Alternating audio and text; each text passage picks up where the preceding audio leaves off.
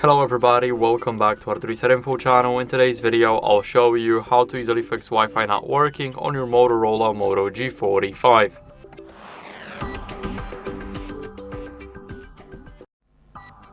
So first, what you guys want to do is get your phone. Now let's unlock it. And here, what can we do is we can disable and enable the Wi-Fi. So we are at the settings in the network and internet right up top. And now what we can do is we can just disable the Wi-Fi and now enable it back. If this doesn't help you, then click right here on the Wi-Fi and click on the gear icon near your Wi-Fi network. Click on forget and re-enter the password. So here's my network. Now I'll just enter the password and I'll get back to you guys.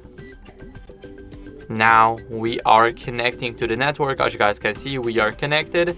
And now what we can do is we can restart the router and the phone. So I cannot show you the router right now, but there's always a switch to turn it off or on in the back of the router. So now let's go over and restart the phone by holding the power button and the volume up button.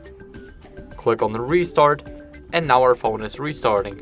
So all we have to do now is wait for it to turn back on. So I'll see you guys then.